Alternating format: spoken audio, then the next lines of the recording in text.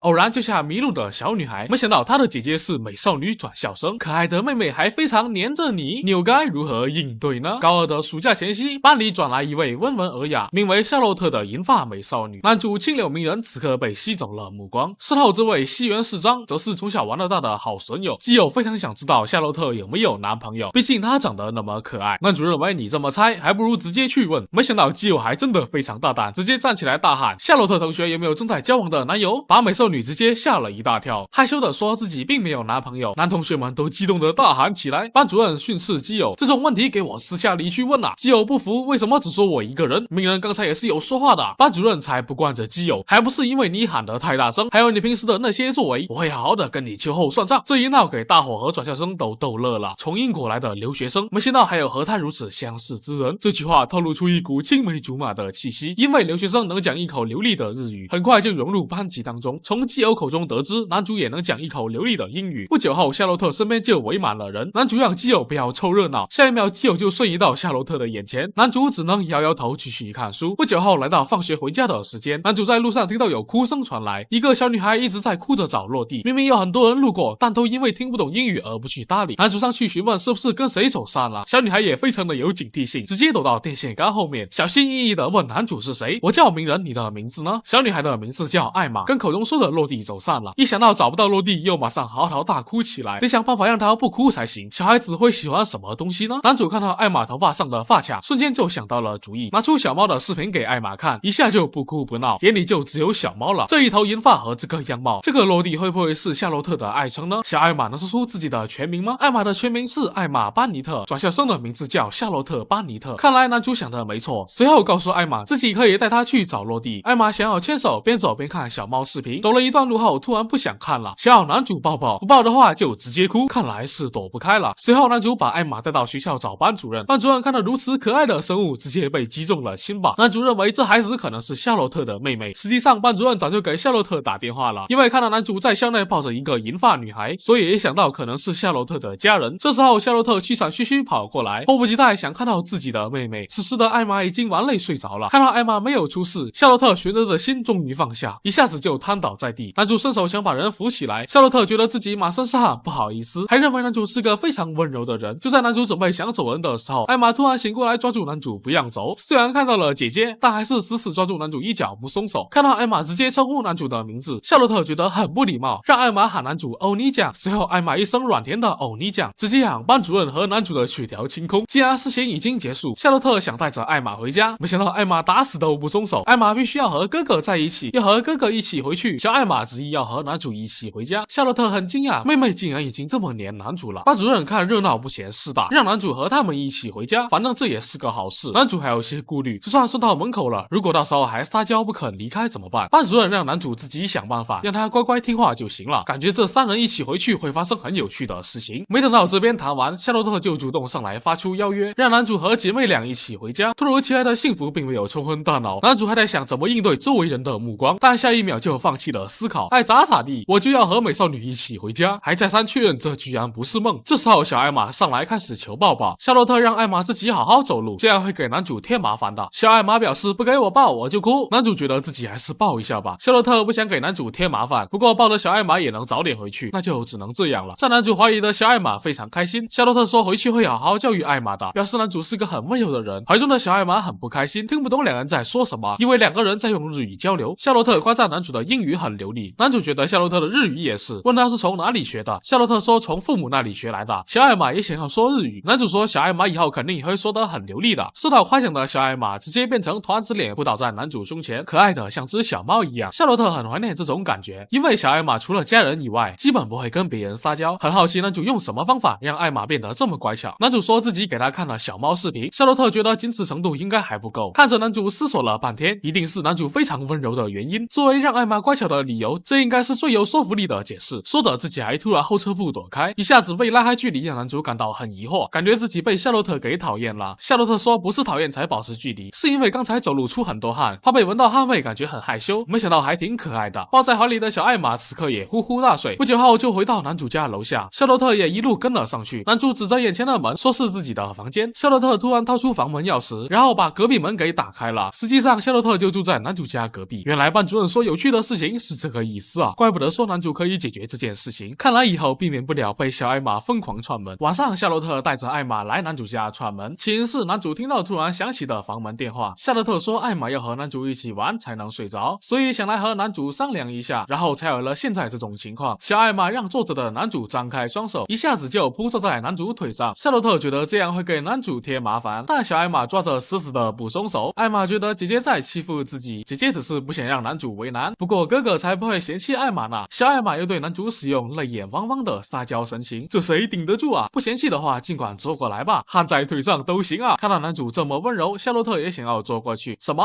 姐妹花要坐在我腿上？夏洛特的意思是自己也想找个地方坐下，两人尴尬的都不敢对视，幸好是坐在了对面，要是坐在旁边的话，男主的小心脏估计受不了。这时候小艾玛撒娇要男主和他一起玩，男主问夏洛特一般和小艾玛玩什么，夏洛特说小艾玛最近很喜欢玩多米诺骨牌，但是男主家里并没有多米诺骨牌。随后夏洛特马上回家掏出来一盒，男主以为他们要玩大赢的扑克牌玩法，没想到小艾玛喜欢的是推牌，就是那种搭的时候很坐牢，推牌的时候很爽的玩法。随后夏洛特很熟练的开始搭起来，完成后让艾玛来推倒，艾玛推倒后非常的高兴，直接扑到男主的怀里，还说最喜欢哥哥了。作为帅气高中生的你，也抵挡不住小天使的撒娇进攻，结果只有姐姐在坐牢搭牌，辛苦工作半天，最后却听到妹妹说最喜欢哥哥。不久后，小艾玛便玩累睡着了。夏洛特希望艾玛在日本度过的这段童年时光，男主可以充当他的玩伴。男主表示可以，虽然每天都陪会有些困难，但还是会尽力腾出时间来。这时候，男主的肚子不争气的咕咕叫，因为陪着玩耍了一整晚，男主还没有时间吃晚饭。夏洛特直接说：“我来给你做饭吧。”银发美少女亲自给我做饭，这不是在做梦吧？夏洛特贴在男主耳旁，轻轻叫了一声青柳君，男主直接被吓了一跳。夏洛特只是想问男主有没有什么忌口的，但男主表现得太慌张，差点暴露自己心里所想。这时候看到睡得正香的小艾玛流口水，男主忍不住去擦了擦，能有这么可爱的妹妹真是羡慕啊。夏洛特让男主不要搞恶作剧哦。穿着围裙的夏洛特看起来就像个新婚妻子，把男主给吓一跳。很抱歉吓到你了呢，只是想稍微对你小恶作剧一下。看来夏洛特同学还意外的喜欢恶作剧呢，也有可能因为是青柳君才突然想恶作剧一下呢。说了这么暧昧的话，两个人还在这里装傻。不久后，美味的饭菜就做好了，男主还在想刚才的那句话是不是自己想的那种意思，没想到下一秒就被夏洛特的厨艺给征服了。看到男主在疯狂的大吃特吃，夏洛特也很高兴，自己的厨艺得到认可。男主问夏洛特是不是经常做料理，夏洛特想着难得一次，所以做了个土豆炖肉，因为这是日本男性最喜欢的料理，想着男主一定会喜欢，就试着去做了一下。男主反倒是第一次听说，这夏洛特的偏见又是从哪里听来的？不过吃起来确实幸福感满满。吃完晚饭后，两人聊了一下关于艾玛的话题。夏洛特非常感激男主的所作所为，还好当时没酿成大错，不然艾玛不见了，自己也不知道该怎么办才好。幸亏遇到的是男主。夏洛特一直夸男主太雅萨西了，能够察觉别人的不安情绪，为了消除不安还替自己考虑问题。男主觉得这种事谁都能做到吧。夏洛特清楚的知道什么是做表面功夫的人，还有真正为你着想的人。男主则属于后者，就算你这么夸奖我，我也什么都给不了你啊。夏洛特说并不需要，如果一定要回什么礼的话，那就是可以和自己好好相处，这样夏洛特会很高兴的。甜言蜜语过后，夏洛特准备带着熟睡的艾玛回家。这时候男主来个骚的，让夏洛特从明天开始小段时间内可以不要和自己说太多话。男主突然让夏洛特从明天开始一段时间不要来搭话。夏洛特问这是为什么？男主觉得夏洛特突然和自己很亲近，就会被班里的各方势力给讨伐，如果被同级生知道两人是邻居的话，肯定会传出不太好的流言，主要是想避开这些麻烦事。既然男主都这么说了，夏洛特也没什么好提议的，只能就这么办了。带着艾玛回到家里后，夏洛特又回想起刚入学时的事情。当时班主任看到夏洛特的住址，原来是在男主的隔壁，怪不得像是在哪里见过。夏洛特就问一下关于男主这个人，班主任说他是学校头号问题学生。夏洛特以为是自己想的那种龙虎兄弟。旁边的另一位老师让班主任不要吓唬留学生，说男主是这个学校最优秀的学生。眼前这位名为蒂川的老师给人一种非常温文尔雅的感觉，反倒是班主任花子老师刚见面就开玩笑，有些坏心眼。但班主任觉得男主某种意义上确实是最大的问题学生。夏洛特问班主任男主是一位怎么样的人，班主任说他是半步天才，但不是天才。如果夏洛特遇到什么问题，可以去拜托男主。男主虽然有些奇怪，但遇到有困难的人绝对不会撒手不管。又告诉夏洛特男主的话千万不能相信他表面说的。夏洛特很蒙圈，那我到底该信还是不信呢？男主可能会说一些会受到别人批评的话，也不要轻易的相信，因为他看待事物的方式和别人不一样，不会被一时的情绪所左右，总是在行动前深思熟虑，让夏洛特要学会察言观色。所以男主在扮演某种种反派角色。班主任虽然能猜到一些，但不是亲口知道的，也不敢确定男主为什么这么做。夏洛特想知道班主任为什么要告诉自己这些。班主任觉得夏洛特能理解男主，并且会和他好好的相处。旁边体川老师跳出来说，这应该就是女性的直觉，直接被班主任无情点手抓起来，问这到底是什么意思。班主任还让夏洛特小心点，这家伙其实非常喜欢女孩子。没想到夏洛特根本没反应，这行为在代音根本就是基操。班主任认为眼前这个孩子或许是能够改变男主的关键。从回忆的思绪里回来之后，夏洛特觉得男主比传闻中还要好，是个非常非常温柔的人，以后一定要和他好好相处。但是他那句不想惹上麻烦，这句话究竟是什么意思呢？之前男女主两人说好在学校先不说话一段时间，没想到夏洛特上来就先打了一个招呼。男主本来想礼貌回应，但想起自己说过的话，把蠢蠢欲动的手又压了下去。下课后，班主任约男主单独谈话，看得出来男主现在和夏洛特相处的不错。老师可是非常清楚的看见夏洛特在向你笑着挥手，然后你也笑得非常开心，让男主一定要好好的照顾夏洛特哦。但是他明明能够好好生活吧？老师说的是另一方面，因为是个外国人，所以担心他自己的话传达不出去，可能会被奇怪的男人靠近。他散发出来的笑容连你都扛不住，更不用说别人了。男主不知道自己能不能做到，但还是会多加留意。班主任感叹多一些男主这样的人就会变得省事许多，但是让男主要多考虑自己，不要老是牺牲自己来照顾他人。男主觉得做事就要付出相应的代价，是自己承担责任的方式。没事，你头铁老师不跟你争，但是老师会让夏洛特来治你，你思考问题的方式迟早会发生改变，虽然不知道多久会改变就是了。时间来到晚上，男主隔壁的夏洛特家里，小艾玛又闹着想要找男主一起玩。夏洛特让艾玛忍着点，天天去的话会给男主添麻烦的，就算撒娇的话也没有用哦。艾玛要是乖乖的话，青柳君还是会来找你玩的，今天就先忍忍吧。小艾玛一副失落的表情。不久后，夏洛特让艾玛陪自己出去买东西，艾玛非常高兴的答应了，但是刚出门就有了小巧思。夏洛特还沉浸在对男主的臆想当中，回头问艾玛今天想吃什么午饭，没想到艾玛已经不见了。突然旁边多出来一个拿着扫帚的小孩，疯狂走进男主家的门铃。夏洛特立马阻止艾玛，告诉他不能这么做，会给男主添麻烦的。没想到男主这时候已经站在门口看着两人。艾玛看到男主后高兴的扑过去，这样男主不得不邀请姐妹俩进入自己的家了。小艾玛非常开心的求男主要抱抱。夏洛特很担心是不是打扰到男主了，因为看到男主正在学习，自己的妹妹太任性了，不知道该怎么道歉才好。男主让夏洛特不用这么客气，大家都是邻居，过来玩很正常。艾玛开始嫌弃夏洛特，觉得他很烦，打扰自己和哥哥一起玩。夏洛特表示回家之后要请艾玛吃一顿大餐。看到姐姐如此恐怖的一面，艾玛直接躲到男主的怀里。男主告诉艾玛，姐姐并没有在生气，只是在提醒你和担心你，而且哥哥也是艾玛的伙伴，会保护艾玛的。三言两语就把艾玛给迷住了。夏洛特觉得男主这样可能会把艾玛培养成混世小魔王。艾玛想让男主一起吃饭，夏洛特让艾玛不要给男主添麻烦。男主依旧展示温柔人格，看到自己妹妹心被拐跑，夏洛特也切换出邪恶人格，把艾玛直接给吓哭了。男主问夏洛特晚饭该怎么办，夏洛特这边本来打算是去买食材，正好连男主那份一起做了，三个人打算去附近的超市。男主让艾玛给姐姐道歉，因为刚刚的话让姐姐受伤了，要治愈一下姐姐。艾玛很老实的跟夏洛特道歉，夏洛特以为自己的妹妹又回来了，结果艾玛转头就跑进男主的怀里，说还是哥哥好。来到超市的夏洛特已经失落的像丢了魂。艾玛说自己肚子饿的受不了了，男主展示自己哄小孩的能力，把艾玛哄得嘴巴都翘上天。在男主怀里的艾玛变得不吵不闹。夏洛特看到这一幕，觉得男主还是很厉害，让艾玛一步步进入自己的温柔陷阱。不知道这对于男主来说是不是一种夸奖。夏洛特问男主想要吃什么，男主本来想说拉面，但是按照夏洛特的性格，认真做起来的话，艾玛估计都要饿死了，所以让艾玛来决定吃什么。艾玛说想要吃汉堡肉，那今天就决定是汉堡肉了。三个人的样子看起来怎么样都像是一家三口啊。小艾玛说自己想吃汉堡肉，但在姐姐做好之前要好好待着。艾玛说想要看猫猫，就连夏洛特做好晚饭之后，艾玛还沉浸在猫猫视频里，请求的眼神让男主无法招架。夏洛特想要使坏，告诉艾玛，如果不要汉堡肉的话，就会被吃掉哦。比起吃饭更想要看猫咪，那我们就要吃掉艾玛的汉堡肉。听到汉堡肉要被吃掉，艾玛立马放下猫猫，跑去捍卫自己的晚饭。三人开始愉快的晚饭时间。在吃完晚饭过后，艾玛一脸幸福的表情，趴在男主的怀里睡着。夏洛特觉得自己的妹妹已经完全依赖喜欢上男主了，随后邀请男主去外面散步消消食。晚风吹得很舒服，吹过夏洛特的身旁，月光下的容颜让男主不禁心跳不已。男主夸夏洛特做料理很好吃，而且还非常的为妹妹着想。夏洛特只是不想让妹妹感到孤单或者寂寞，让艾玛在不给人添麻烦的情况下成长，或许这样会让艾玛觉得这是一个约束很过分的姐姐吧。男主觉得夏洛特是艾玛不需要顾虑的对象，所以才会激动和生气，连姐姐都搞不清楚自己的妹妹了。男主告诉夏夏洛特，艾玛之前也跟自己说过，姐姐很温柔，最喜欢了。听到这句话，夏洛特悬着的心也放了下来，认为男主是个不可思议的人，只要和男主说话，内心就会变得很平静，也明白为什么艾玛会亲近男主了。夏洛特认为自己很不擅长应付男性，感觉他们的目光很吓人，但男主的视线却非常温柔，这还是第一次遇到在一起会很安心的人，所以觉得很不可思议。夏洛特说着自己都害羞了。男主问夏洛特有什么喜欢的东西，夏洛特说自己喜欢漫画，还有 coser 也很喜欢，能打扮得像动漫角色一样很厉害，想着有一天自己也要试试看。原来夏洛特是一位宅女，对动漫和 cos 很感兴趣，很想去一次秋叶原，因为据说那里是二次元圣地。聊到自己的兴趣，夏洛特根本停不下来，察觉到自己在自说自话，夏洛特感到很不好意思。男主觉得这是夏洛特喜欢的东西，没什么不好意思的。夏洛特问男主喜欢什么漫画，然而男主并不是一个宅，实际上不怎么看漫画。夏洛特问男主为什么不看看，男主认为没有买书的契机。夏洛特此时有个小提议，可以让男主借看一下自己的漫画，如果不亲自看的话，肯定不会理解漫画的精彩之处。男主满脑子只想着自己的睡眠和学习时间又被剥削了，两个人的大声交谈把正在熟睡的艾玛给吓哭了。第二天，男主还是来借阅夏洛特的漫画，艾玛依旧躺在怀里睡觉，夏洛特坐在男主的旁边，想试一下和朋友一起看日漫的感觉。夏洛特推荐给男主的漫画是讲两位少年努力成为漫画家的故事。男主问为什么要选这个漫画，夏洛特选择保密，想让男主不带成见看这部漫画，然后再给男主说为什么推荐这部，因为两个人中间隔着一个太平洋的空间，很难一起看到漫画。夏洛特就打算直接把漫画借给男主，但是转头又有一个小巧思，之后就变成开头说的那样，夏洛特在男主的怀前一起看漫画。至于艾玛，我只能祝她好运了。在男主怀里的夏洛特心跳疯狂加速，男主只是轻轻说句话，夏洛特便露出如此可爱的一面。夏洛特说自己的耳朵很敏感，男主道歉说下次会注意的。随后夏洛特又开始在男主怀里，两个人一起看漫画。看到有告白阶段的时候，夏洛特满脸都是向往和憧憬。男主认为夏洛特应该适合基友这种高人气人物，毕竟基友已经看上了夏洛特。男主脑子里刚产生出一丝牛的想法，然后就被夏洛特给打断了。看到男主一脸严肃的表情，夏洛特伸手去摸了摸男主的额头，本来什么事都没有，这么一搞让男主快速升温，感觉用手测不准的夏洛特直接把额头贴了上去，不仅红温了，还眼圈也很重，这下可以确诊了熬夜加发烧。夏洛特赶忙到男主的卧室里，把被子和枕头给拿出来，让男主赶紧睡觉，在睡着之前都还待在这里。有黑眼圈就是因为睡眠不足，估计是妹妹给闹腾的。看到体温还在上升，夏洛特催促男主赶紧睡觉。不久之后，男主直接睡死了。夏洛特在旁边想起今天做的事情都非常的大胆，不仅用平时对艾玛的方式对待男主，而且还要求坐在怀里一起看漫画。此时夏洛特开始鉴赏男主的睫毛，睫毛看起来很长，像女孩子一样，头发好好打理肯定很受欢迎。男主一直在班里扮演坏角色，让夏洛特百思不得其解。随后开始回忆起跟班主任的谈话，夏洛特问班主任男主喜欢什么类型的漫画，班主任让夏洛特去问基友，他肯定更懂男主的喜好，但夏洛特答应在学校要和男主的关系保密。班主任似乎也察觉到了，告诉夏洛特只要不是描写幸福家庭的就好，这可能会对男主起反效果。夏洛特似乎知道了很不可思议的事情，继续追问刚刚班主任的意思。班主任告诉夏洛特，如果想知道的话，那就让男主亲口说出来，自己是不可能会告诉你的。他思考方式变得比别人成熟很多，也是某种原因造成的，所以很庆幸夏洛特能成为男主的助力。夏洛特没想那么复杂，只是想和男主搞好关系，因为他真的是一个很温柔的人。看到两人相处的如此和睦，班主任也能放下心好好吃瓜了。那么对于幸福家庭的反感，男主又背负和经历过什么事情呢？在夏洛特的精心照顾下，男主直接一觉睡到早上6点半，没想到夏洛特竟然在旁边守了一夜。夏洛特以为男主这是退烧了，男主说昨天并不是发烧，是因为被夏洛特触碰到身体，害羞才升温的，被误会成了感冒。夏洛特很疑惑，被我触碰到就会变热吗？但仔细想想，自己又是贴额头，又是坐在男主怀里，好像很难不升温啊。这时候艾玛也醒了，一睡醒就跑来找男主，问男主今天开始是不是就要住在艾玛家里，毕竟都在家里打地铺了。但这明明是男主的家，听到是在哥哥的家里，艾玛更加兴奋了。难道从今天开始要变成哥哥家里的孩子了？看到艾玛眼里只有男主，夏洛特直接吃素了，竟然在闹小孩子情绪。艾玛认为姐姐也得要一起来成为哥哥家的孩子吧，两姐妹还真是对活宝。男主觉得夏洛特做饭很好吃，巴不得每天都能吃到。夏洛特还以为男主在和他表白，艾玛说只要哥哥在就会有好多饭，所以想每天都和男主一起吃，不仅能每天吃大餐，还能和男主待在一起，简直就是一箭双雕。在吃完早餐过后，两人就一起去上学了。时间很快就来到放学后，夏洛特一回到家里，艾玛就马上想去找男主玩，但艾玛天天都去闹腾，把男主的黑眼圈都弄出来了。为了男主的身心健康，夏洛特如法炮制，让艾玛看猫猫动画。没想到艾玛说哥哥比小猫重要，夏洛特怎么哄都没用。艾玛想自己跑去找男主，但是被夏洛特特给喊住，让艾玛不要胡闹了。被姐姐第一次大声训斥，艾玛直接哭着跑出去，没想到前面竟然是台阶。就在这危机的时刻，男主突然出现把艾玛救下，很好奇男主是怎么做到，几秒钟从房间飞到楼梯口的。男主救下了差点从楼梯上摔下来的小艾玛。姐姐夏洛特很自责，总是在给男主添麻烦，但男主从来没有这样子想过，只要是你们来找我玩，我就真的很开心。夏洛特觉得今天就是给男主添了个大麻烦。男主反问夏洛特，看到眼前的人遇到危险的时候，会觉得帮助他们是件麻烦事吗？夏洛特当然不会觉得这是麻烦事。男主依旧亚萨西，觉得被拜托事情会很开心，因为这代表着被依靠了，被朋友依靠的话会很开心。在夏洛特眼里，男主简直就是个大圣人。男主让夏洛特说说两人之间发生了什么事。艾玛说自己被姐姐欺负了，姐姐不让和哥哥一起玩。男主知道这是在担心自己身体状况，然后跟艾玛说是自己的错，因为跟夏洛特说今天不能跟小艾玛一起玩，所以夏洛特才会对艾玛说不行。艾玛眼泪汪汪的说自己是不是被讨厌了，可是艾玛最喜欢哥哥了，既然不能经常来玩，那就成为哥哥家里的孩子，这样就可以天天玩了。这句话给俩大人整慌了。男主告诉艾玛这样是不行的，艾玛一直在用表情问为什么。男主问艾玛为什么会这么想，艾玛觉得姐姐很可怕，还是哥哥好。夏洛特说这次是自己没有控制住大吼了一声，没有想着要吓唬艾玛的意思，但现在艾玛开始躲着姐姐了，姐姐也没办法。问男主可不可以把艾玛留在这里一段时间，如果强行带回去的话，艾玛肯定也不愿意。今天确实是自己的错，这次就让艾玛放飞一下自己。与此同时，做饭就请交给夏洛特大厨，洗澡的话还是带回家去洗，但是艾玛不愿意，就是要和哥哥在一起。如果回去的话，姐姐肯定又发火。夏洛特也妥协了，那就在男主家洗吧，清柳君在更衣室等就没问题了。男主让夏洛特冷静一下，自己可不保证会不会有第二人格。夏洛特相信男主是个好人，可以的话请不要随意翻动脱下来的衣服。什么？我可是正人君子。那接下来小艾玛就要去洗澡了。洗完澡后，夏洛特想要带艾玛回家，但是艾玛打死都不想回去，所以今晚就只能让男主带艾玛睡觉。艾玛看着姐姐的离开，仿佛若有所思，躺在床上问男主自己是不是让姐姐讨厌了。男主安慰艾玛，姐姐是最喜欢小艾玛的，但艾玛看到姐姐哭了，姐姐不会因为这些事就讨厌小艾玛的，但小艾玛也让姐姐感到头疼，明天一起去和姐姐道个歉吧。小艾玛不想道歉，因为感觉道歉很可怕。这时男主发现旁边有多米诺骨牌，突然脑子里冒出来一个点子，告诉艾玛一个道歉计划。艾玛很快就答应了，还约定好明天要一起去买制作材料。在小艾玛呼呼大睡之后，男主起身开始规划起神秘的道歉计划。因为昨晚把妹妹托付于男主照顾，第二天夏洛特立马来了解一下情况。男主告诉夏洛特艾玛在自己的房间里玩。夏洛特问男主艾玛会原谅自己吗？男主片刻的沉默让夏洛特觉得艾玛真的是讨厌自己了。男主让他不要想这么多，先进房间里跟艾玛聊一下。不过夏洛特让艾玛留在自己家过夜，他的父母竟然什么都没说。这夏洛特的父母真的在房间里吗？男主对此感到很疑惑。夏洛特把男主搁这发啥愣呢？男主在想要是艾玛在睡觉该怎么办？夏洛特觉得这就是不想见面的意思。看到夏洛特如此的消沉，男主让夏洛特到房间里谈事。看到男主单独约自己到房间里的夏洛特直接疯狂自我脑补，但男主只是有话想说，是夏洛特误会了。准备好一切的艾玛突然从里面打开门，身后是多米诺骨牌搭建的英文道歉。夏洛特好奇这是不是男主做的，男主说是自己的点子，不过一切摆放都是艾玛自己做的，连最讨厌摆牌的艾玛都愿意花心思来制作，这应该算是诚意满满了。夏洛特认为这次是自己的不对，只想着不给男主添麻烦，但忽略了艾玛的心情。男主认为夏洛特也并没有错，只是想让艾玛优秀的成长。艾玛也理解姐姐的心情，所以现在选择道歉。在男主的努力下，两姐妹重归于好。夏洛特赞叹男主是个可靠又了不起的人，艾玛也遇到了个很棒的哥哥，感谢这场命运般的邂逅。不过男主还真是个天生魅魔体质，既然这次男主帮了大忙，那肯定要给个回礼，而且还是个大回礼。看到夏洛特行如此大礼，艾玛只能在旁边看着，心有余而力不足。没想到美少女邻居竟然如此的大胆。晚饭时间，男主在耐心的投喂小艾玛，夏洛特在旁边笑呵呵的看着。小艾玛真的很喜欢向男主撒娇，真的是个很可爱的孩子呢。随后男主提到，从明天开始小艾玛就要去幼儿园了吧？夏洛特说那是专门面向外国人的幼儿园。男主提议把之前拖了很久的欢迎会安排在后天考试结束之后。夏洛特觉得有些困难，毕竟男主也知道艾玛是个很难照顾的孩子，在英国的时候就没办法和同龄的孩子一起玩，害怕这一次也是一样。夏洛特表示不想给艾玛太大的负担，男主觉得可以先送过去看看，如果艾玛能够适应的话，夏洛特就可以安心参加欢迎会了。男主表示会和基友说一声，也提醒他不会勉强夏洛特。在吃完晚饭过后，男主送走两姐妹，回来却发现桌子上放着东西，走近一看发现是做好的饭团。男主拿起旁边的纸条，发现是夏洛特做的宵夜。时间来到第二天早上，换好幼儿园制服服的艾玛，问男主自己看起来怎么样，不向男主撒起娇来求抱抱。抱起艾玛的男主在夏洛特眼里很像一位父亲，意识到自己说了让人误会的话，夏洛特瞬间脸红，连忙解释只是随口一说。小艾玛问哥哥原来是自己的爸爸吗？很遗憾并不是。随后艾玛突然眼泪汪汪的说，哥哥我饿了。在厨房忙碌的夏洛特说再等一下马上就好。早餐桌上男主在大肆享受美味，吃饱的艾玛直接呼呼大睡，只剩两人独处的时间，总会让男主想到之前的那件事。为了打破尴尬，男主想马上把艾玛给叫醒，但被艾玛残留意识给阻止。这时候男主突然灵机一动，拿手机凑近艾玛，手机里传来喵的声音，把夏洛特给吓了一跳。怪不得妹妹那么喜欢小猫，原来姐姐也抗拒不了。艾玛在恍惚中听到小猫的声音，醒来后发现真的有猫咪。夏洛特感叹这招竟然这么好用，以后就这么干。男主告诉夏洛特这招不能常用，不然会免疫的。在艾玛彻底醒来之后，男主告知要前往幼儿园。艾玛问哥哥是不是也要一起，不过很抱歉并不能一起去。依依不舍的艾玛只能跟哥哥说再见，希望小艾玛可以适应她的幼儿园生活吧。今天的艾玛被封印沉睡了，只有男主和夏洛特的戏份。开头基友提到男主最近的心情看起来很不错，一脸充实的感觉像是回到了初中的时候。听到初中两个字，男主下意识愣住。基友问是不是家里有联系了，但从男主的脸上来看，很遗憾猜错了。基友问男主真的不再重新去踢足球吗？男主立马捣乱基友，告诉他不要再谈论这个话题，自己已经没有踢足球的资格。画面里出现一个足球的回忆，男主说是自己把那些人的足球梦给夺走了，现在还有什么资格去踢足球？基友一直在说这不是男主的问题，但男主就是过不去那道坎。眼看着气氛变得不对劲，男主马上把话题转移成考试，问基友考试准备得怎么样了，让在喝水的基友直接给呛到。虽然考试很可怕，但基友还是相信自己能及格的。看到基友如此不靠谱的样子，男主打算把笔记都借给基友看。看到男主如此大意，基友只恨兄弟不是女的。男主吐槽基友就是因为太轻浮才不受女生欢迎。说到这里，基友又想起不管邀请夏洛特多少次都会被他给拒绝，怀疑他已经有男朋友了，毕竟整个人的气质跟刚见面的时候完全不一样。男主说才认识2周，怎么可能那么容易看出变化？但基友断定就是有喜欢的人。男主听到后还心虚了一下。午饭结束后的闲聊，基友提议考完试给夏洛特办个欢迎会，男主也同意这件事，但明确说明一定要确认夏洛特的意愿，不要强迫人家。两人一路走到教室门口，却发现里面很吵，推门进去一看，发现是2个高年级的男生在夏洛特面前吵架，两人在为邀请夏洛特而争吵起来。看到夏洛特不知所措，被吓流泪，男主瞬间化身暴走模式，冲上去打断了两人，恐怖的眼神质问两人究竟是为了什么才来的学校。基友见状马上冲上来关掉了男主暴走的开关，然后顺势请走了2位学长。基友没想到男主竟然罕见的情绪失控了，以为是刚刚讨论过去的话题导致的，事实上懂得都懂。夏洛特看到男主只是红着脸鞠躬道谢，立马慌张的跑开了。结果在学校那一整天，男主再也没和夏洛特对视过。然而到了晚上补习的时候，夏洛特却又能挨在男主旁边坐着，这忽远忽近的距离感让男主彻底是搞昏了头。夏洛特来到男主家里补习，但夏洛特一直盯着男主看。男主问夏洛特可不可以聊一下，夏洛特反应过度，让男主觉得举止可疑，这完全就是感到害怕了。男主立刻低头道歉，认为是自己午休的时候露出凶狠的一面吓到了他。夏洛特连忙拍拍男主的头，告诉他自己不可能因为这件事感到害怕，而且为什么要害怕帮助自己的人。男主追问为什么要避开视线，夏洛特害羞的扭过头去，嘟起嘴说这是秘密。虽然不太理解，但男主觉得还是放弃追问比较好。随后把话题转移到艾玛身上，听说艾玛从幼儿园回来心情就很好，回来后还一直念叨一个叫克雷亚的孩子，一直在夸对方很可爱。夏洛特回想起当时看到克雷亚确实是位可爱的女孩，在艾玛想要离开的时候，克雷亚还紧紧抱着艾玛不让走，但艾玛一听到哥哥在等她，马上就撒手跑路了，只留下克雷亚一人在原地不知所措。夏洛特担心艾玛没意识到自己的任性，男主觉得都是小孩子没关系，更担心的是艾玛的人际关系，毕竟小孩子都比较单纯，有时候反而会变得很残酷。不过这说的都有些夸张了，如果真发生什么问题还有我们帮忙。夏洛特发现男主总是在认真为我们考虑，真的是个很可靠的人啊。艾玛能在第一天交到朋友也多亏了男主。夏洛特回忆艾玛在英国幼儿园时非常的怕生，但自从在日本接触男主之后，就连路人的招呼也能回应了。男主表示自己也没做什么，不过艾玛如果是社恐改善的话，为什么会只和克雷亚一个人交谈呢？不过至少艾玛也迈出第一步成长了，看到艾玛现在的样子，应该可以放心给夏洛特举办欢迎会了。男主让夏洛特找个时间跟基友说一下去参加欢迎会的事。这时夏洛特意识到现在是2人世界，突然脑子里就开始胡思乱想起来，再待下去就显得很尴尬。随后就带着熟睡的艾玛赶紧回家，看到夏洛特又变得反常，男主依旧不知道发生了什么。男主一觉醒来，发现又是美好的一天，正在刷牙的时候，却听到门铃铃声，心想着夏洛特居然已经来了吗？今天竟然比平时早了20分钟。打开门却发现是艾玛站在门口，用着蹩脚的日语说哥哥早上好。男主震惊的蹲下来，惊讶艾玛竟然会说日语了，然后意识到自己也不小心说了日语。此时艾玛张开双手求抱抱，随后又元气满满的说了句早上好，然后开心的扑到男主怀里，发出了嘿嘿嘿的笑声。男主最后探头发现夏洛特竟然不在，结果发现门口藏着一个身影。夏洛特害羞的探出头说了句早上好，说完直接往后退5里地。男主也笑着回应了声早上好，没想到夏洛特退得更远了。艾玛看着姐姐说好奇怪，姐姐此时内心五味杂陈，进到屋里也是坐立难安不知所措，这让男主不得不多想夏洛特是不是真的对自己有意思。为了缓解气氛，夏洛特起身提出要去准备早餐。早餐做好之后，艾玛也等着男主进行投喂，夏洛特便在一旁默默看着。妹妹和男主看起来都一脸幸福。此时夏洛特脑海里又回想起自己之前的大胆行为，也是自从那件事之后，夏洛特就不敢直视男主的眼睛，一旦视线交汇就会心跳加速，紧张的连话都说不利索。但是保持距离又会突然觉得非常寂寞。看到妹妹能一直受宠，夏洛特也想着如果男主也能稍微在意自己一下就好了。这时男主的视线突然转过来，发现夏洛特正嘟起嘴一副不高兴的样子。男主问夏洛特怎么了，夏洛特只能慌张的摆手否认。艾玛说姐姐在闹别扭，夏洛特猛地否认说没有，然后艾玛就撒泼打滚，说姐姐在撒谎是坏孩子。男主笑着说有什么不满可以告诉他，这让夏洛特立马心跳加速，低下头心想着因为没理我就会很寂寞，这种理由肯定会让男主觉得是个爱嫉妒的女人。男主再一次说有事尽管说，不用客气。看着男主这么温柔的人，夏洛特觉得能够相处就很幸运了，不敢奢求更多，但也希望你能多关注我一点啊。在男主家吃完早餐后，一行人准备要出门，男主告诉两人可以先走，自己准备一下再出门，但夏洛特坚持要等男主准备好。男主很疑惑，两个人明明到时候还是分开走。夏洛特显得有些害羞，试探的问了一下男主能不能一起走到幼儿园那的十字路口。男主感到震撼，原来我们可以一起走的吗？夏洛特楚楚可怜的看向男主问不行吗？受到如此灼热的眼神，男主有些招架不住，但为了不被传出奇怪的谣言，男主还是理智的拒绝了。夏洛特说只要到学生比较少的地方就行了，就连这样都不行吗？男主没想到夏洛特竟然意外的执着，从他说的话来看，夏洛特好像不是很建议我们在一起被人看到。随后男主便同意可以一起走到人多的地方。艾玛听到哥哥也一起，直接高兴的举起了手。在男主收拾完一番过后，艾玛已经在姐姐肩膀上睡着了。男主问要不要叫醒艾玛，夏洛特说艾玛睡着的时候比较安静，想让她一直睡到幼儿园再说。随后男主便接过艾玛让自己来抱，三人便开始出发去上学。夏洛特也在后面拉着男主的衣袖。男主惊讶夏洛特这是干什么，夏洛特自己也知道很羞耻，但还是忍不住这么做。男主也不得不默许。在走到分岔路的时候，夏洛特提议要走另一条路，男主愣了一下，指出那条路是个远路。夏洛特也知道那是条远路。男主疑惑的看着夏洛特，想着他走这条路难道有什么理由吗？但不管什么理由，男主都答应了，说是偶尔欣赏一下风景，换换心情也不错。听到男主答应后，夏洛特立马绽放笑容，但此时的夏洛特也渐渐意识到，再这样下去的话，自己恐怕对男主会变成重度依赖。夏洛特在跟男主道歉，因为夏洛特的体力比想象中的还要差。男主担心夏洛特身体还行不行，提议如果太累的话可以先休息一下，但是这样的话三人就要迟到了。夏洛特提议让男主先走，自己和艾玛会慢慢追上去，但男主担心夏洛特自己走会出事，夏洛特担心男主会赶不上考试。男主现在走的话还来得及，毕竟夏洛特还不用考试。男主表示把两人丢在这里的话，自己肯定会后悔的，而且知道夏洛特没到学校，自己也没办法专心考试，所以还是要这样一起去。男主表示这只是自己的任性请求，让夏洛特可以听自己一次。随后便让夏洛特说一点开心的话题来转移注意力。夏洛特在思考能说什么开心的话题。男主让夏洛特讲一下他最喜欢的漫画，但夏洛特觉得男主可能不感兴趣。男主说只要是你说我就会很开心，因为那是夏洛特同学喜欢的东西。在睡梦中的艾玛突然应激的抓了一下男主，夏洛特觉得是刚刚的话被艾玛听到了，男主这才意识到这句话有些暧昧。夏洛特表示自己说到漫画可能会变得有些得意忘形。画面一转来到学校门口，男主问艾玛怎么样，夏洛特说艾玛很期待和男主一起去幼儿园，但他醒来的时候发现人已经不在了，所以很不高兴。但是他看到克雷亚的时候又变得冷静下来，还朝我挥了挥手。男主感叹艾玛还能变脸这么快。夏洛特觉得艾玛可能不想让同龄朋友看到自己又哭又闹的样子吧。男主没想到小孩也有这样的自尊心。夏洛特表示不要小瞧艾玛，她其实很聪明，也比大多数孩子有主见，这样一来我们也许也不用那么担心了。两个人走到学生多的地方就打算分开走了。时间来到了晚上，艾玛正在大口吃着布丁，看到艾玛在享受男主的宠爱，夏洛特小声抱怨了一句太狡猾了，这样旁边顺风耳的男主给听到了，问夏洛特发生了什么。夏洛特左右摇头，变得非常心虚。男主说是什么烦恼事的话可以说出来。夏洛特说这不是什么需要麻烦男主的大事。艾玛见状舀了一勺布丁递到夏洛特的嘴边，让姐姐也吃。夏洛特幸福的吃下布丁，艾玛也期待的问好不好吃。夏洛特摸着艾玛的头，笑着说很好吃。三人看起来就像幸福的一家。考试结束之后，基友精疲力尽的趴在桌上叹息。男主转过头问基友是不是忘记了什么事情。基友一脸茫然，根本不知道男主在说什么。但几秒之后又突然打了鸡血，猛拍桌子，然后站起来，在教室里大声宣告要为夏洛特同学举办欢迎会。大家都还记得这件事，反问基友是不是忘记这茬了。这时有位女生提出还没有定地点，基友面露难色，要临时找能容纳那么多人的地方恐怕有点难，于是用恳求的眼神死死的看向男主。关于姐姐的办法，感觉可以去问一下班主任。没想到班主任就在旁边，班主任让两人到走廊去聊一下，说自己已经把朋友的餐厅包下来，专门供这次活动使用。男主看到时间卡的那么极限，是不是店主很犹豫？班主任告诉两人，之所以拖到最后一刻才决定，是因为其他人肯定也有提议的地方，定早的话可能会让他们不好意思提，而且这次学生去还有打折，就当做是给餐厅做宣传，告诉男主偶尔也要尽情的享受一下。随后便挥手告别，准备回办公室。男主问班主任不参加吗？班主任觉得有老师在，学生们会放不开，而且自己还有工作要忙。看着老师离去的背影，男主感叹他真的是个为学生着想的好老师。随后男主让基友出面宣布这件事，因为自己没办法跟大家解释老师为什么能搞定这件事。两人回到教室之后，基友便向大家说了餐厅还有折扣的事，大家都纷纷称赞基友做事靠谱。就在男主准备默默离开时，基友突然说道这是男主和班主任商讨出来的，自己并不想冒领这份功劳。这让一些同学对男主变得改观，男主只能解释这是碰巧和班主任聊到的，这么多人一起，为了不造成麻烦，大家决定分为5人一组，错开时间出发。男主和基友提议先去餐厅跟店员打个招呼，在经过夏洛特身边时，男主内心暗自想着绝对不能让学校里的人知道两人的关系。夏洛特也感到了些许失落，但事情令人万万没想到的是，男主竟然被分到了全是女生的一桌，陷入5位女生包围的尴尬境地。男主没想到自己被分到了女生桌，这让他感受到前所未有的压力。一位名叫清水有沙的女生突然搭话，问男主要不要跟其他女生换座位，毕竟只有一个男生会很难受吧。男主刚想答应，就被夏洛特给阻止了。夏洛特觉得既然是抽签决定的，还是不要换座位比较好，如果一个人换了座位，那大家都会有想换的念头。清水想了想，觉得夏洛特说得有道理，如果我们这边带头换座位的话，男生那边肯定都想坐到夏洛特旁边，希望男主可以忍耐一下。男主瞥了一眼旁边的黑发女孩，她看起来有些胆小的样子，如果男生要求换座位的话，估计会毫不犹豫的答应吧，毕竟是夏洛特的欢迎会，男主不想搞砸这一切。看着夏洛特哀求的眼神，男主顺应夏洛特的意思，但夏洛特觉得是自己太任性了。男主刚想问任性指的是什么，就被点单的服务员打断施法。旁边的基友突然起哄，让夏洛特带头祝酒。夏洛特慌张的拒绝，自己可不擅长做那种事情。男主让基友来祝酒，夏洛特待会再带头干杯。于是基友带头祝酒，为了欢迎夏洛特和庆祝考试结束。然后男主笑着对夏洛特说，现在大家都对你寄予厚望，让夏洛特稍微简单的说2句。这亲密的举动被旁边的清水同学尽收眼底。男主察觉到清水在看向这边，清水露出意味深长的眼神。男主说和同班同学关系好不是很正常吗？清水则笑着说那当然。另一个长发女生打岔进来，问夏洛特休息日一般做什么，还有喜欢的食物是什么。夏洛特就顺势开始了自我介绍，其他的女生也开始对他轮番提问。这时男主注意到旁边那个胆小的女生一直没有加入对话，男主问她要不要喝点什么。这位胆小的女生名叫东云华玲，男主把菜单推过去给她，让她不用紧张，点自己想喝的就行。然后又抬头问其他女生，没想到对面的3位都愣住了。清水拖着脸说道，觉得男主说话的语气很温柔，特别是和东云同学说话的时候，还有男主问大家想要什么的时候，体贴的样子也有点出人意料。男主吐槽这出人意料是什么意思，女生解释道，因为男主很聪明，所以总感觉不好搭话，而且有时候还会说一些讨厌的话，让人觉得你是个很坏的家伙之类的。大家以前对你的印象确实是那样，但刚才看到的那样，就在想你人其实还挺好的。回想起来，你当时说的话感觉是为了我们好呢。前几天有高年级来找茬的时候，你一回来就平息了那场争吵。男主只是觉得周围总是有人做蠢事，才会忍不住脱口而出，这样女生们刚建立好的滤镜一下子又破碎了。男主想着这样就好，这才是自己该站的位置。这时清水又开口说，夏洛特让我们仔细思考一下青柳同学的话，青柳同学不是那种会为了取乐而伤害别人的人。夏洛特看着男主欲言又止，男主立刻笑着对他说，不用摆出这副表情，我没有生你的气，也没有怪你。但夏洛特很内疚，明明当时答应过你的。这时服务员出现的时机非常好，男主借此转移话题，告诉服务员来一杯橙汁。旁边的女生则继续拷问两人，明明在班上都没说过过话。夏洛特和青柳君说话的表情明显和其他男生不一样，而且夏洛特会维护青柳君，这件事本身就很奇怪吧。男主在想该怎么样能不用伤害夏洛特的方式回应，但要躲开这些已经产生兴趣的女生可不容易啊。随后男主摆出一个夸张的姿势说，夏洛特会维护人不是很正常吗？清水也觉得不管谁被说坏话，夏洛特都会去维护。其他女生都说这话题是清水带的头，清水反驳只是觉得两人在班上没说过话，但看起来关系却很好，其他的都是你们自己想象的。跟其他男生相比，青柳君就没有那么强势。还有女生说两人看起来不是很般配，因为高一入学的时候，男主当时还成为了热门话题人物。听到热门话题这个词，夏洛特露出了若有所思的表情。男主在高一的时候是个热门话题，男主一直觉得这个人不太会看气氛。夏洛特很疑惑大家都在说什么，清水让他不要再提这件事了，已经1年过去了，根本没人记得了。短发女生表示这件事没有那么糟糕吧，清水不知道是真傻还是装傻。短发女生说社团去参加全国大赛是什么不能谈论的事吗？听到他说的是这件事，大伙都松了一口气。这件事从高一开始，男主就一直被问为什么没有参加全国大赛。短发女生觉得很奇怪，明明同社团的基友都参加全国大赛，为什么男主没有一起去呢？清水看到短发女生一直打破砂锅问到底，让他好好察言观色一下。你现在还不可以提这件事，如果你真的说了，可就不是被班主任骂一顿这么简单了。在大姐大成吨的压力下，短发女生马上垮跪道歉，毕竟这是夏洛特同学的欢迎会，我们还是聊些开心的事吧。夏洛特作为今天的贵宾，可以到处随意走走。夏洛特觉得待着就挺好的。男主说贵宾不去走走，其他桌的人会觉得被冷落的哦。但夏洛特实在不想离开这个座位，那男主也不强求了。如果你能在这里玩得很开心，我也会很高兴。两人甜蜜的互动，似乎忘记了旁边还有一个清水一直看着他们。男主为了防止露馅，马上跟旁边的东云搭话，这样胆小的东云连喝水都呛到了。男主让他试着深呼吸，这样会对被呛有帮助。东云立马就尝试深呼吸。清水问男主是不是故意的，旁边的夏洛特也吃醋了，嘟起嘴拉着男主的衣袖，问男主是不是喜欢像东云这样的。男主慌忙否认这是个误会。清水表示你这样只会越描越黑。男主让清水不要再火上浇油了。清水表示只是开个小玩笑。然后男主又问东云喜欢什么，东云害羞的说自己喜欢毛绒玩具，因为这是个幼稚的爱好，所以害怕被嘲笑。男主亚萨西人格大爆发，觉得喜欢毛绒玩具的大有人在，而且毛绒玩具也很可爱。听到这句话，东云眼里瞬间有了光，大肆的和男主谈论毛绒玩具，还把自己缝制的毛绒给男主看。男主也夸奖他做得很好看。事后的夏洛特扯了下男主的衣角，随后露出了非常寂寞的表情。男主只是问了句有没有适应班级，夏洛特说立刻就融入进去了。男主听到后也放心了，转头又跟东云继续聊毛绒。夏洛特忍不了了，直接打明牌，让男主多关注自己一点。男主立马向清水求助，能不能做点什么救一下自己？清水说要不要玩国王游戏？男主听到这4个字，立马犯头痛拒绝了。夏洛特听到后两眼放光，表示可以尝试一下。在夏洛特的坚持下，大家开始玩起国王游戏。短发女生质疑男主拿棍子真的好吗？不会搞黑幕吧？清水表示相信男主的人品。男主心里想着看来是没法作弊了。清水问大家应该都明白国王游戏的规则吧？胆小的东云跟男主说自己不知道规则，能不能手把手教一下？男主告诉他签子会有标记，要么是国王的标记，要么就是数字，每个人抽1根之后，国王就会现身。国王可以选出几个数字，然后命令那些人。东云问什么命令都可以吗？男主转问清水，只能下那些不那么过分的命令对吧？清水则开始打趣男主，作为这一桌唯一的男生，做点坏坏的事情没关系吧？这笔买卖对于男主来说还赚大了。旁边的女生都蒙圈了，这个清水知道自己在说什么吗？男主此时不自觉地看向夏洛特，夏洛特害羞地转过头，清水表示这只是开玩笑，当然不可能做出那种事了。随后几人就开始愉快耍起国王游戏。来到最后一轮的时候，清水提议来点更刺激的，但之前就说好了，即使是最后一轮也不行。大家都觉得玩得太平淡了。不过有位伤心的老姐被迫把自己失败的恋爱经历全部说了出来，清水还特意向夏洛特问了一嘴，夏洛特也只好答应了。在最后一轮抽签里，清水拿到了国王签，他下令让5号向1号的耳朵吹气。男主抽到了5号，而夏洛特恰好是1号。清水在旁边幸灾乐祸说男主真幸运。男主也清楚的知道自己被捉局了，觉得这个命令有点太过分了，但夏洛特说只要是和男主就没关系。男主此刻骑虎难下，只能照做吹了口气。清水看到夏洛特如此害羞，感觉自己好像做得有些过头了。随后在收拾签子的时候，男主发现清水竟然偷偷做了记号。清水觉得游戏进行得很顺利的时候，人们自然会放松警惕，就连男主也变成了这样。真就为了让夏洛特难堪而做到这种地步吗？清水说不会因为这种小事就让同学们与自己为敌。这句话很明显在拷打男主，自己不想和夏洛特做朋友，但也不想和他成为敌人。男主追问为什么要这么做，清水表示已经说出答案了，而且并不喜欢男主，为什么要对你好好解释呢？这一下子给男主说懵了。在临走之际，清水还小声地说，有人能够看到现在的你，不要只停留在过去，要学会专注于现在。男主猛地回头，清水调侃男主是不是学习太久产生幻听了，看来对方也是个高段位人物啊。欢迎会结束后，还没玩尽兴的大家打算再开一个庆功会。男主问夏洛特玩得开心吗？夏洛特回答道玩得很开心，然后招手要和男主道别。没想到刚转头就发现东云在和男主聊天，杀意赶时的夏洛特赶回来躲到一旁偷看。东云鼓起勇气向男主要联系方式，这让旁边的夏洛特感到不安。清水的突然出现把夏洛特吓了一跳，看到夏洛特一直捂着胸口，清水担心夏洛特是不是身体不好。夏洛特连忙摆手说自己没问题。清水想借用一点夏洛特的时间，夏洛特说自己还要接妹妹，所以不能待太久。随后转头又看向男主那边，夏洛特很想加入他们的话题，跑过去问东云能不能也交换联系方式。东云也很开心的回应夏洛特。作为高中生，东云的素质过于超模。夏洛特心想着男主肯定喜欢东云这样的。东云很高兴自己又多了一个朋友。夏洛特问东云和男主的关系怎么那么好，东云觉得男主很温柔，感觉像个爸爸一样。此话一出，全员震惊。男主很伤心自己被说得像个老头一样。夏洛特告诉男主只是一种吃香的感觉啦。这时候基友过来邀请几人参加二次会，夏洛特要去接妹妹，所以没时间去。夏洛特不去的话，男主就不去；男主不去的话，东云也不去。这一下给基友整不会了，让男主出来单聊一下。男主让两人先自己回家。夏洛特想起和清水还有约定，也让东云一个人先走，但是发生什么事可以手机联系。随后夏洛特开始寻找清水，两位路人想要和夏洛特搭话，清水此时出现直接带走夏洛特。路人斥责清水一个人独占太不公平了，夏洛特解围说是自己主动提私下交流的。清水很感谢夏洛特能替自己解围，这一定是受了男主的影响。夏洛特同学看起来好像喜欢青柳君，听到喜欢两个字，夏洛特害羞的跳起了舞。清水让夏洛特不用勉强隐藏，因为表情实在太好懂了。上课的时候就在偷看青柳君，甚至刚才鼓起脸颊就是想引起他的注意。清水很兴奋想要撮合两人，夏洛特问他为什么要这么做。清水想和夏洛特成为好朋友，还有很多人也想和你成为朋友，只是无法想象你会喜欢上男生，所以都没察觉到你的心意。夏洛特觉得要是被大家发现了，就再也无法去上学了，不过那也只是时间问题。随后问清水自己该怎么办，清水觉得两人干脆交往不就好了。夏洛特觉得男主根本不喜欢自己，清水建议夏洛特要不要先试着去告白。夏洛特吐槽这计划还没起点就已经到终点了。清水感叹夏洛特的吐槽还真犀利，他告诉夏洛特男生被告白之后往往会开始在意对方，但夏洛特不太想依赖这种情况，而是希望男主能真正喜欢上自己，那就只剩和男主搞好关系这条路了。作为同班同学可以好好利用这点。夏洛特表示这对他来说很困难，但原因很难说出口。清水反应过来这绝对是男主的手笔，因为两人在学校从来不说话，但在咖啡厅的时候却又聊得那么亲密，这大概是男主体谅夏洛特才出的主意。夏洛特发现清水好像很了解男主，难道清水同学也有事在隐瞒吗？清水笑着否认，说自己还没有那么受欢迎，不值得他特意隐瞒关系，而且还真的很讨厌男主。夏洛特知道清水在测试自己是否值得信任，但没办法和说男主坏话的人做朋友。清水连忙解释不是讨厌男主这个人，而是讨厌他做事的方式，即便他是为了引导大家走向正确的方向，却也总是自己扮演恶人，破坏班级气氛。夏洛特立马就知道清水在想什么，想让自己和男主交往来阻止他这样做事。计划被识破的清水只能俏皮的吐了吐舌头。自从夏洛特来了之后，男主就一直在改变，所以才把希望寄托在夏洛特身上，顺便还给夏洛特补习一下男主的过去。过去的男主一心只想被全班同学讨厌，但在欢迎会上却主动和东云同学搭话。以前的男主绝对不会做这种讨人喜的事情，如果他是因为你而改变的话，也许他会停止牺牲自己来引导他人的做法。你也不想看到他受伤，对吧？夏洛特也点头表示同意，不过还是不知道清水对男主的信任从何而来。清水坦言那只是一种相信，具体原因他也说不出来。夏洛特猜测是不是和班主任的封口令有关。清水犹豫片刻过后，拿出手机让夏洛特自己去了解。夏洛特觉得现在去调查的话，不就相当于背叛了他？清水还是打算告诉他能说的部分，自己有一个踢足球很厉害的表哥，在同龄时期就受到职业球队的关注，并且从初中开始就一直很在意男主。在初一那年的大赛上，表哥的球队在半决赛把男主的球队碾压出局，并且还赢得那年的全国冠军。但第二年两人在决赛中相遇，男主却带队完成了复仇。成为队伍核心的男主基本弥补了队伍实力的差距，还想办法把队友水平拔高了一个档次。但在那年的夏天，清水和表哥亲自去看了男主的比赛，男主的表现失误连连，清水理解不了表哥为什么对他评价那么高，但结果却是男主的队伍赢了。表哥告诉清水，装糖也是他计划中的一部分。在那之后，清水看到队友对他那种敬佩的眼神，看到那一幕后也开始相信男主。夏洛特听完之后只感觉自己好像要多个情敌了。清水表示自己对男主只有尊敬，因为从表哥和基友那里听了很多他的事，所以基本什么都知道。因为男主经历了足以让人不再相信任何人的事，却依然能真诚的为他人着想，所以才尊敬他。他也差不多该获得幸福了。清水很愿意支持和帮助夏洛特，相信夏洛特能让他幸福。谈话结束后，清水走准备转身离开。夏洛特大声问道：“清水同学是不是想让男主再次拾起足球？”看到在咖啡馆时男主开心的样子，清水觉得自己和表哥都没权利去剥夺他现在拥有的幸福生活。夏洛特此刻心里思绪万千，自己真的能让男主感到幸福吗？继上一话男主和基友谈话，男主猜测基友想问自己是不是喜欢夏洛特，基友直接问是不是在和夏洛特交往，男主想都没想就回答了是，然后又突然反应过来基友说的是交往，基友说在欢迎会看到两人都挨在一起了，男主解释那是因为人多并排坐，那夏洛特抓着你的衣服又怎么解释呢？男主只好奇基友是怎么看到的，基友说自己有左眼站岗右眼放哨的能力，男主解释说自己没有和夏洛特交往，不过相处得确实很好，在校外也有联系。基友听到后也彻底想通了，决定要放弃追求夏洛特。男主此时对基友产生愧疚感，基友觉得男主一定能给夏洛特幸福，如果放弃他，不就是因为对我感到愧疚？这种建立在愧疚之上的关系，真的还能算是朋友吗？男主不明白基友想说什么，基友让男主不要被过去所束缚，自己腿上的伤，还有男主不在场时全国大赛的惨败，不爽男主为什么总想一人承担所有事。男主认为这是必要的赎罪，发生一切都是自己的错，是自己夺走了那么多队友的未来，还伤害了重要的人，对此必须要做出补偿。基友只恨男主是个犟种，随后又很严肃地问男主对于夏洛特的事打算怎么办，要是打算放弃的话，两人的挚友关系也算是做到头了。男主觉得还是夏洛特的感受最重要，基友在旁边真的想一拳轰到男主脸上。以前大胆又无畏的球场支配者，涉及到恋爱竟然变得迟钝又没安全感。讨论完之后，基友打算去参加二次会，临走前男主反问基友，如果再找女朋友的话，为什么要拒绝所有女粉丝的邀请？基友觉得那些女生只是看到踢足球的自己，而那不过只是我的一部分。庆祝男主和夏洛特享受二人世界后，基友扭头就走。对于这份不习惯的体贴，男主一脚踢飞易拉罐，大喊我才不需要。自从那次之后，男主和夏洛特开始黏在了一起。和基友说开之后，男主开始恢复幸福的每一天，和夏洛特也像以前一样重新开始一起看漫画了。夏洛特也开始变得很爱撒娇。艾玛看到自己的位置被抢了，也是气得鼓起了腮帮子。看到男主主动招呼艾玛，夏洛特直言对艾玛也太心软了。时间来到深夜，夏洛特想要撒娇的心情此刻达到巅峰。男主下意识摸了摸夏洛特的头，夏洛特对此也感到很喜欢。在这个漫长的夜晚，有人在过二人世界，有人依旧睡神附体。时间来到第二天早上，艾玛反常的开始大闹起来。男主问到底发生了什么事，夏洛特说艾玛不想再去幼儿园了。小艾玛也露出了一副委屈巴巴的表情。夏洛特说艾玛不想再去幼儿园了，原因是克雷亚今天身体不舒服请假。艾玛只告诉了夏洛特这些，其他的也不肯多讲。男主觉得可能还有别的原因，这倒是跟夏洛特想到一块去了。如果是因为克雷亚的话，可以等他回来了再去，但直接说再也不想去了，那问题可能有些严重。夏洛特觉得妹妹可能被霸凌了，男主认为得先去幼儿园了解情况，随后提出明天要跟夏洛特一起去幼儿园看看。第二天早上来到幼儿园，老师听到艾玛的情况后也感到很惊讶。男主询问艾玛不想来幼儿园的可能原因，老师猜测是因为克雷亚请假了，但这个可能性男主已经想过了，想问问还有没有其他原因。老师问男主对这个幼儿园了解多少，男主知道这是为居住日本的外国儿童开设的，老师肯定了这一点。虽然这里主要是外国孩子，但他们招收的大部分是已经会说日语的孩子，这倒是让两人很意外。男主追问这里是不是没有会说英语的孩子，老师回答偶尔会有，但是很罕见。目前关系好又会说英语的就只有艾玛和克雷亚两个人。这个幼儿园设立的初衷是为了防止孩子们因外貌产生歧视，因为小孩子会对与自己不同的事物充满好奇，有时会无意中说出伤人的话或回避交往，所以担心的家长会把孩子送到这里。男主以后这种事不应该在办理入学手续的时候说明吗？老师明确入学的时候会说明，这让男主感到疑惑。夏洛特反应过来，当初听到说明的是母亲。男主疑惑，他母亲既然知道，还要把艾玛送来这里吗？夏洛特沉默不语，神情凝重。男主拜托老师多关注一下艾玛，老师也比了个手势让男主放心。了解完情况后，男主让夏洛特先去学校，路上可以继续聊。夏洛特不明白母亲为什么会做这种事，男主认为是想让艾玛尽快学会日语。夏洛特觉得这样太强硬了，根本学不到任何东西。男主尴尬的表示同意，然后问夏洛特的母亲是不是个强势的人。夏洛特回答母亲其实非常和蔼，至少不会做出这么强硬的事情。那有非上这所幼儿园不可的原因吗？夏洛特实在不想说母亲的坏话，但在来日本之前，母亲的行为就很奇怪了。当初来日本的行程很突然，住处和学校也是母亲单方面决定，因为艾玛的手续办迟了，想晚点入学，也被强硬反对说必须要去上学。夏洛特至今都不知道所谓的文件推迟是不是真的，也无法想象母亲会犯这种错误，能让夏洛特抱怨到这种地步。当他温柔聪明的母亲反对他时，会不会让他感觉像面对一个陌生人一样？男主提议让他和父亲谈谈。夏洛特听到后停下脚步，然后用沉重的语气说出自己的的父亲已经过世了。夏洛特神情悲伤地说，父亲在几年前的一场事故中去世了。男主听到后有些不知所措，连忙向夏洛特道歉，如果觉得生气也可以发火。夏洛特回忆，男主至今为止给了自己这么多帮助，就算是谈到父亲的事情，也是因为担心自己才说的，让男主不要自责。看到他露出痛苦的表情，自己也会变得难受，只希望男主能永远带着笑容。明明夏洛特才是受伤的人，背负着重担需要安慰的人是他，现在却反过来被他给安慰了。男主问夏洛特现在的想法，在了解艾玛的情况后打算怎么做。夏洛特觉得艾玛最好去别的幼儿园，但是这样的话可能就要搬家了。男主追问他是否觉得这是最好的办法，夏洛特表示自己也不知道，如果这样的话是不是太过分了。终于习惯了这里的生活，和男主关系也变亲密了，艾玛肯定也不想和你分开。夏洛特坦言一点也不想搬家，抬头问男主到底该怎么办。男主让夏洛特不要着急，首先应该试着和母亲谈一谈，也许只是哪里出现了误会。夏洛特也认同男主的想法，总之先去跟母亲谈一谈。此刻夏洛特看着眼前的人，眼中闪过一丝光芒，他大步向前，从侧面抱住了男主的手，请求这样子让自己待一会儿。男主轻声说，那就这样待一会儿吧。时间来到了晚上，夏洛特收到的结果是不可能搬家，也不会换幼儿园。夏洛特已经搞不懂了，男主觉得难以置信，你妈妈不是很温柔吗？她不可能不为你们着想的。夏洛特说，妈妈或许只讨厌自己，因为爸爸会那样都是我的错。话刚出口，夏洛特就捂住了自己的嘴，然后慌忙的带艾玛回到隔壁，只留男主一人愣在原地。男主还是想不通，夏洛特的妈妈真的会讨厌他吗？他心里只是有个不用搬家的解决方法，但这样做真的好吗？再三思考下，男主拨通了班主任的电话。班主任很惊讶，男主竟然会打电话过来，毕竟真的很少见。男主说有事要商量一下。班主任问夏洛特在不在旁边，男主说不在。班主任立刻决定要面谈，会把车开到男主公寓的附近，但男主不希望夏洛特注意到，所以要停在公寓前一段路。不久后，手机收到电话，男主就急忙赶了出去。班主任说先去别的地方。男主问这样可以吗？班主任回答，你也不想让夏洛特注意到对吧？随后打开车门，提议要来一场兜风之旅。书接上回，班主任提议带男主去兜兜风，本来可以去附近的家庭餐厅，但被同学看到就麻烦了。随后班主任便让男主上车，男主确认班主任会安全驾驶吧。班主任反问他把自己当什么人了，男主脑中突然浮现出班主任暴走机车族的形象。班主任决定带他去看海。男主观察着开车的班主任，班主任问他是不是总是这样观察别人，男主说自己会通过观察学习很多事。班主任问男主是不是想学开车，男主觉得在冈山没车确实不方便。班主任觉得男主比起外观肯定更看重油耗来选车，如果是约会的话还是开帅气的车更受欢迎。男主觉得以人或车的外表来评判的人对自己肯定合不来。随后男主问是不是该进入正题了，因为班主任要开车没法仔细听，所以等到目的地再好好说，不过八卦之类的还是可以说说的。班主任问夏洛特的欢迎会怎么样，男主回忆说很开心，毕竟男主还往夏洛特的耳边吹气。男主惊讶班主任怎么会知道，这样班主任意想不到的是连清水也参与其中，这在他看来很少见。听到后男主这才明白，欢迎会上的情况大多都传到了班主任耳中，男主不用想就知道是基友干的。虽然不太了解清水，但他确实想让班级气氛变好。班主任问男主觉得清水是什么样的，男主说他很开朗，容易融入班级，又是个会察言观色的辣妹。班主任说清水的行为并非毫无意义，只是思考方式和男主不同，应该有他自己的目的。男主担心他可能会对夏洛特做什么。班主任觉得清水不像会直接伤害别人的人，他让男主先别在意清水的事。随后车开到了能眺望濑户内海的地方，班主任说这里很适合看夜景。男主认出这里是旧羽山展望台，同时这里也是个约会圣地。班主任建议男主以后拿到驾照可以带夏洛特来这里。男主再次提出进入正题，他把至今发生的事都告诉了班主任，但隐去了夏洛特私人的部分。听完后，班主任说男主真的很温柔。男主不解地反问自己算温柔吗？班主任说男主之所以迷茫，是因为他重视夏洛特的妹妹，也不想给夏洛特增加负担。有过类似经历的男主更应该知道怎么走出一条正确的路。男主认为艾玛是女孩子，而且情况和自己当年不同。班主任觉得男主心里已经有了想法，他让男主试试看，告诉他不用太担心，艾玛身边有男主和夏洛特这样的心灵支柱，还有那个叫克雷亚的女孩在，那就应该没问题。现在关键是对于艾玛来说，男主是怎样的存在。男主意识到关键是不让艾玛觉得有负担，只要让这件事被他当成玩耍就好了。男主此刻像是找到了答案，他提出想请半天假。班主任确认他是不是认真的，男主没有退缩，表情认真。班主任说男主追求的特别推荐升学，学校要求全勤，所以请假就几乎没希望了。但比起这些，男主觉得现在艾玛更重要。班主任提醒他放弃目标大学不是小事。男主说就算高中毕业后直接就业也可以。班主任说这次可以作为志愿活动处理，他会去拜托校长，幼儿园那边也交给他联系。班主任告诉他不要一个人承担，可以试着依靠他和西园寺还有夏洛特，即使被很多人背叛，也一定还会有站在你这边的人。男主郑重地向班主任道谢，班主任让他别在意，现在该回去了。回到住处之后，男主很认真地对夏洛特说，希望这件事情能交给自己处理。美少女邻居竟然让你和他一起抚养妹妹，还要成为妹妹的父亲，视角来到第2天的幼儿园门前，男主和夏洛特一起来当志愿者。幼儿园老师让2个人放手去做，有什么情况会提供帮助的。男主观察一轮周围的情况，然后有了特别的发现。他注意到一位班里的人气王小女孩，小女孩也注意到了艾玛这边。她冲过来问男主拿的是什么东西。原来在家里的时候，男主给艾玛准备了3个猫咪小沙包，随后向艾玛演示了抛接球的玩法。艾玛第一次尝试的时候手忙脚乱，把球扔得到处都是。不过现在的艾玛已经变得非常熟练。原来艾玛已经努力练习2周了。小女孩看到后夸奖艾玛玩得真好，艾玛也用蹩脚的日语说了声谢谢。小女孩惊讶艾玛竟然会说日语了，男主连忙解释艾玛只会说一点点。他拿出一叠卡片递给小女孩，其中写好了英语和对应意思的日语，只要把另一面交给艾玛，艾玛就能明白是什么意思。小女孩迫不及待地把交朋友的卡片抽出来递给艾玛，艾玛看到后露出灿烂的笑容答应了。其他小朋友看到后也好奇围观，都在问是不是能和艾玛说话了。夏洛特看到这一幕直接泪目。接下来男主提议要玩剑狱，让艾玛拿起剑狱开始展示，大家一边玩一边唱起乌龟与兔子的童谣。这时男主发现克雷亚一人站在桌边，询问他为什么不一起玩。克雷亚小声说自己唱不出来，男主告诉他不一定要唱得好，唱歌本来就是为了开心。随后人气王让艾玛再来一次，大家要配合艾玛再唱一次。这一次克雷亚终于放声唱了起来。此时男主把手伸出，拉着克雷亚奔向集体，很快就彻底融入了进去。最后男主还准备了一些图案卡片，是为了帮助那些可能还不识字的孩子。考虑得那么周到，连老师都想把男主留下来这里工作了。男主谦虚地表示自己只是创造了一个契机，如果以后男主拿到资格证，随时都可以来幼儿园工作。在最后的时间里，孩子们欢呼雀跃，拉着男主就去玩耍了。志愿活动结束后，男主一脸疲惫的样子，夏洛特则调侃他很受欢迎。不过在老师们中间，男主也很受欢迎。当时男主还一脸心花怒放的样子，夏洛特此时有些吃醋的小表情。男主有些懵逼，为什么还被责怪了？他本来想解释清楚，但发现好像根本没用，随后赶紧转移话题说到艾玛身上。一说到艾玛，夏洛特便两眼放光。不过他又突然说起自己的过去，他的父亲在4年前就已经去世了，那时候的艾玛还没有出生。他回忆起一个下着大雨、视线很差的日子，那天和父亲一起去医院探望母亲。夏洛特兴奋地跑在前面，此时危机正悄然降临，夏洛特被吓得动弹不了，是父亲把吓坏的他给推开，自己却不幸地遇难了。夏洛特把一切错误都揽在自己身上，如果当时不那么迟钝就好了。男主告诉他错的是那个闯红灯的车。夏洛特依旧沉浸在自责中。母亲听到噩耗传来后，受到了很大的打击，当时在肚子里的艾玛有段时间差点性命不保。男主终于明白为什么夏洛特对艾玛如此温柔，他一直怀有罪恶感。在艾玛平安出生之后，他向母亲立下誓言，要代替原本是家庭主妇的父亲，好好的照顾艾玛，要代替父亲守护艾玛。男主觉得夏洛特已经很好的守护着艾玛了，夏洛特却否定自己什么都没做到，他能做到的只是当艾玛的母亲，没有成为他的父亲。自从遇到男主之后，守护艾玛的便一直是男主了。这时候夏洛特说出一个非常任性的请求，他恳求男主如果不介意的话，请和自己一起抚养艾玛，希望能成为那个孩子的父亲。男主这一次并没有退缩，夏洛特紧张的重新说道：今后也请多多指教，青柳君。